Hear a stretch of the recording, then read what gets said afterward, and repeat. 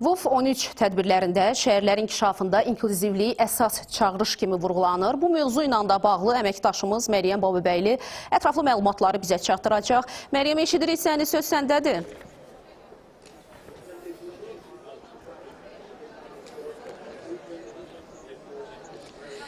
Sabahınız xeyir olsun dəyərli həmkarım. Sizi və ekran qarşısında bizi izləyən bütün tamaşaçılarımıza, Naxçıvan televiziyasını izləyən hər kəsə salamlayırıq. Bakıda Ümumdünya Şəhərsalma Forumunun 13-cü sessiyası 3-cü günündə çox maraqlı, bir-birindən mühüm məqamlarla, müzakirələrlə, diskussiyalarla öz işini davam etdirir.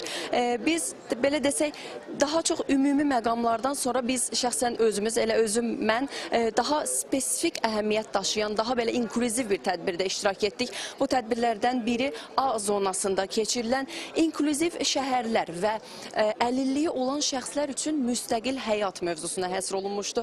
Elə tədbirin ilk dəqiqələrindən etibarən Azərbaycan Respublikasının İnsan Hüquqları üzrə müvəkkili Ombudsman Səbinə xanım Əliyeva öz çıxışına başladı və ilk dəqiqələrdən etibarən o, inklüziv şəhərlərin yaradılmasının önəmindən danışdı. Bildiyiniz kimi şəhərsalma prosesində ən əsas faktorlardan biri məhz hər kəsə əlçatan olan şəhərlərin təmin edilməsindən keçir. O bildirdi ki, əlilliyi olan şəxslərin hüquqları şəhərsalma siyasətinin mahiyyətinə daxil olan əsas insan hüquqları məsələlərindəndir.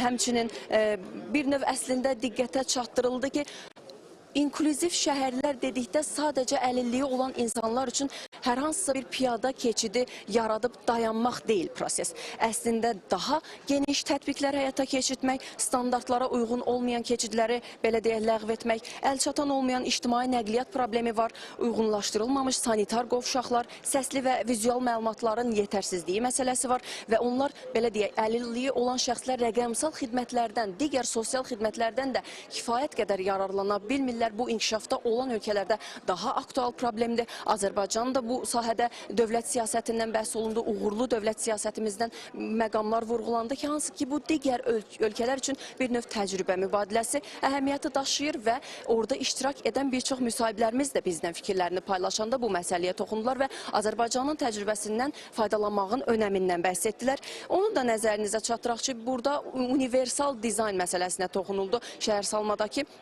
universal dizaynın önəmindən və burada bərabərlik prinsipinin tətbiq olunmasından həmçinin bəhs olundu.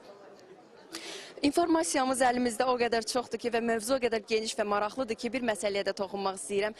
Deməli, qeyri-hökumət təşkilatlarına Dövlət Dəstəyi Agentliyinin İdarə Heyətinin sədri Aygün xanım Əliyeva öz çıxışında mühüm bir məqama toxundu. O, statistik məsələdən misal çəkdi. Belə deyək, Ümumdünya Səhiyyə Təşkilatının məlumatına görə hazırda planetimizdə, dünyada 1,3 milyard insan, yəni hər 6 nəfərdən biri əlillik halındadır, əlilliklə yaşayır və bu göstərici elə özü-özlüyündə böyük bir belə deyə statistikadır ki, şəhərsalma prosesində inklüziv, belə deyə special, yəni xüsusi yanaşma seçilsin və inklüziv şəhərlərə daha çox üstünlük verilsin.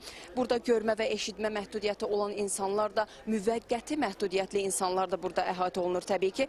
Və ən əsası, dəyərli həmkarım və bizi izləyən bütün tamaşaçılarımız burada, əsas məqam isə ondan ibarət edir ki, hazırki situasiya düzgün formada qiymətləndirilməlidir. Yəni düzgün analiz aparılmalıdır. Hər kəs və əsas şüar isə burada heç kəs geridə qalmasın. Leave no one behind. Bu çox universal bir belə deyək yanaşmadır.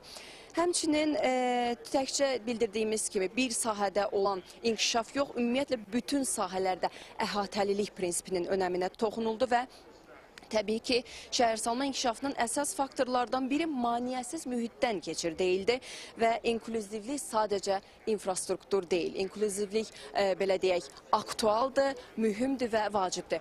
Belə ki, biz bu müzakirələrə dinləməyə, onları sizə çatdırmağa davam edəcəyik. İndi isə söz sizdədir. Təşəkkür edirik.